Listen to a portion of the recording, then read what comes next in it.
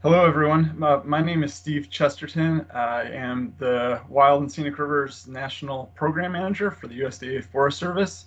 And today I'll be presenting with my colleague Eric Sandeno on a project that we've been involved in with a team of folks from the Forest Service Wild and Scenic Rivers program and planning staffs, working with the contractor Medi to create a set of data tools to inform wild and scenic rivers planning, while also testing an approach that could have broader project level and land management planning benefits.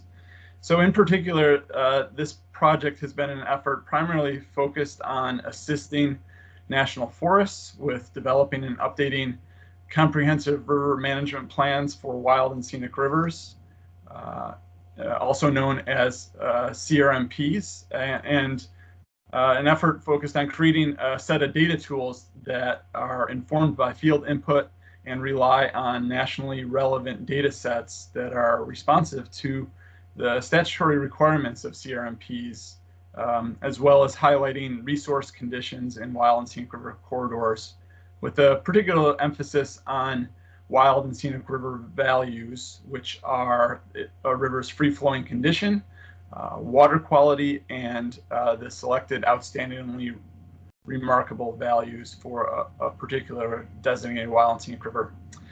So the tools that Eric will be going through were developed to support CRMP interdisciplinary teams and Forest Service units with jumpstarting their planning processes by spending less time identifying and gathering national level data sets that can then be used to complement relevant local data sets related to those resource conditions in wild and scenic river corridors.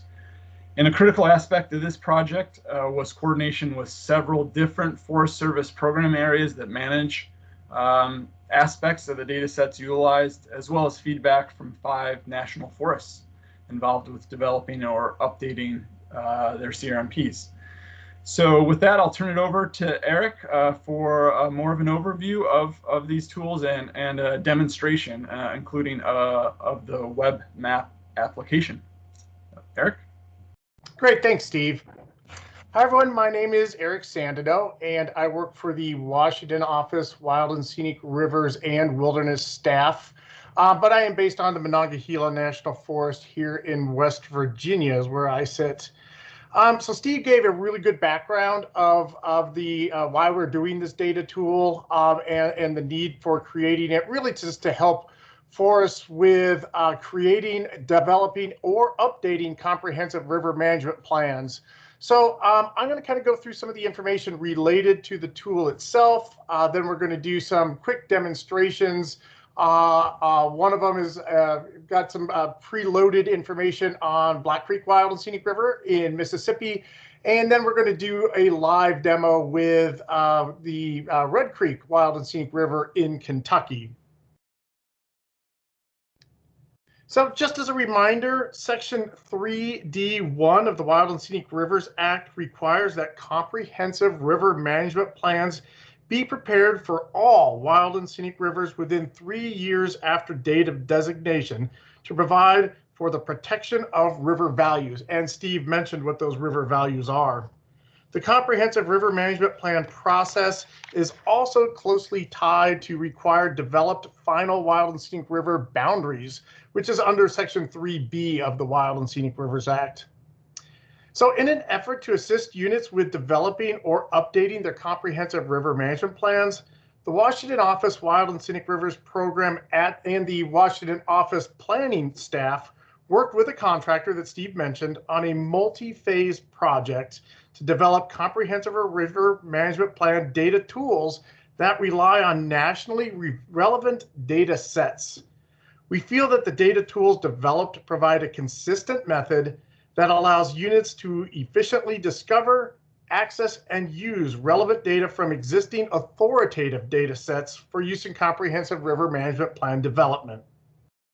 While the data tool does pull from a variety of national data sets, it's still important that local units use local data, state data, or regional data to help supplement the information that the national data sets pull. So the National Wild and Scenic River System currently protects over 13,000 miles of rivers in the United States. The U.S. Forest Service manages over 5,000 of those rivers that are designated. This table breaks down the number of rivers by region and the miles as well. So through this process, the project itself, we are really trying to come up with two different things. First off is a data inventory. And the second thing are GIS layer files associated with the comprehensive river management planning process that will assist units in developing those plans. So we also utilized, as Steve mentioned, 5 national forests to help us really kind of go through this process. Now, even though these national forests were well beyond the data review process, it was a really good chance for us to determine if the inventory list of data sets we were looking for is something that they did use, should have used, could have used, or did not need at all. And it was also really a good time to find out, is this project that we just came up with, is it really going to save you time in the long run? So first off, the good news is we did hear that yes, the tools that we developed would have saved everybody time in really that initial step of looking for data. So that was really helpful.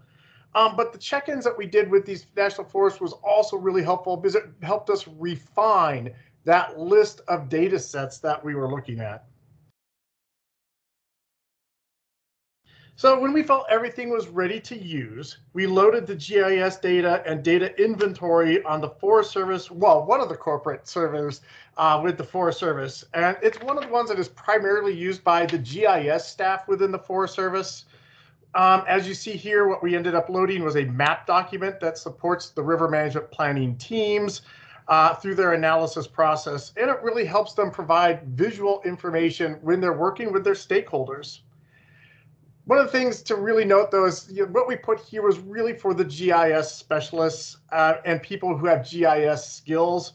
There is a more novice version of the data tool that we made available, and I'll get to that one here just shortly. So the inventory I've mentioned isn't really anything special. It's just an Excel spreadsheet, and I have a partial screenshot of it shown here. So the spreadsheet itself identifies the important national data sets we used for the mapping tool. We started off with over 150 possible data sets to use, and working with the forests that were completing comprehensive river management plans, we were able to whittle down that list to about 65 data sets that are now being used within the tool.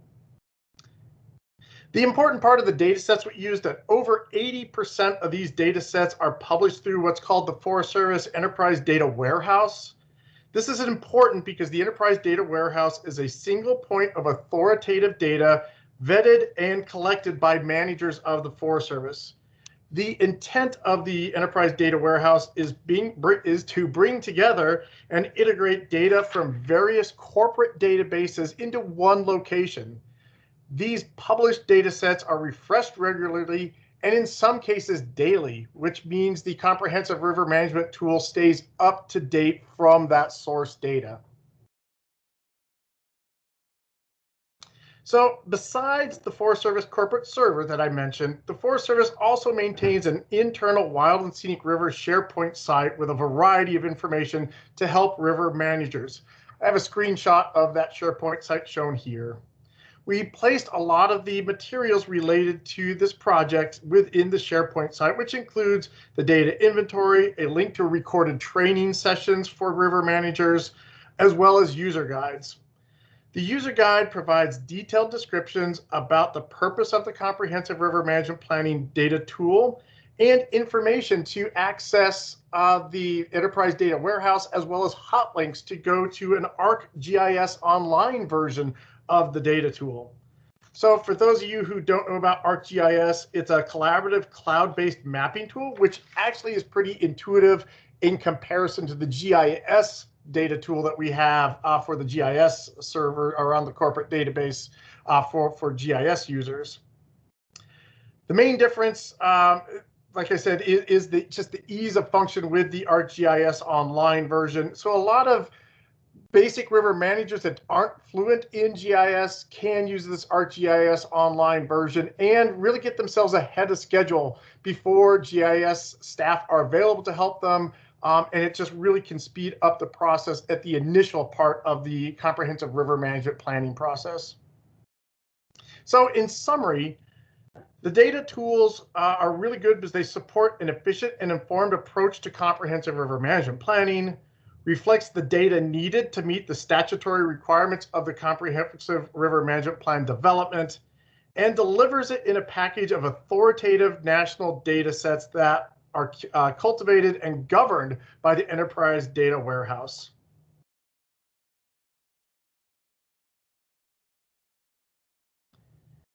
The package of core wild and scenic river data ultimately saves time and effort on the initial data gathering and allows comprehensive river management planning teams to jumpstart the river planning process.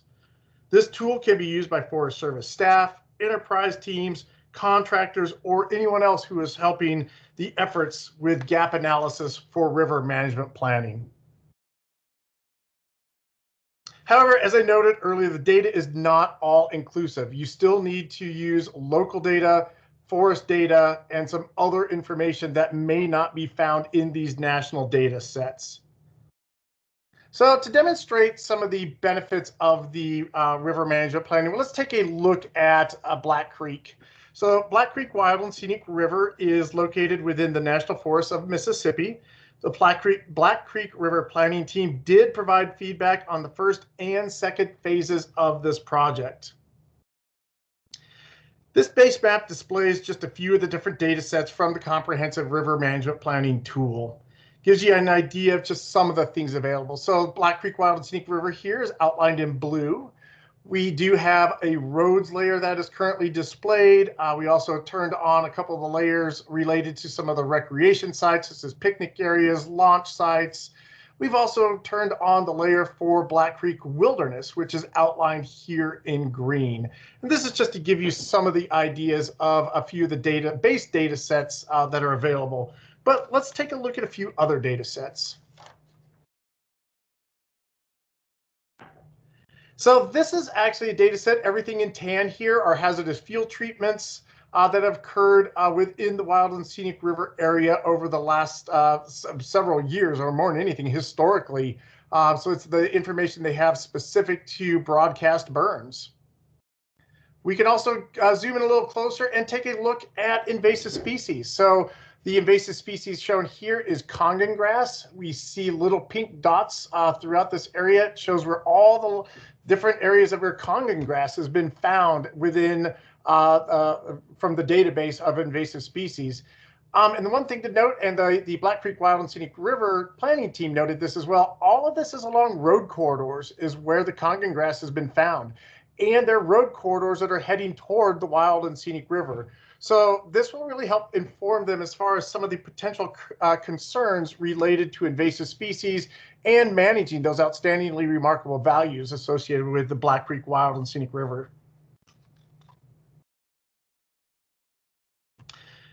Now that some specific data sets have been introduced, let's take a look at a dynamic map. So we're actually going to go to one of our live maps and show some things that are a little bit different associated with a river that's actually as close as we could find a Forest Service river near Virginia. So the first thing I'm going to do is go to my bookmarks. I'm going to turn on Red Creek Wild and Scenic River, which is located on the Daniel Boone National Forest in Kentucky. There's a few data sets already turned on, and I'm going to turn a few others on. Let's turn on the transportation layer so that we can look at some of the roads. Let's go down. Insects and disease is another one that I was going to turn on.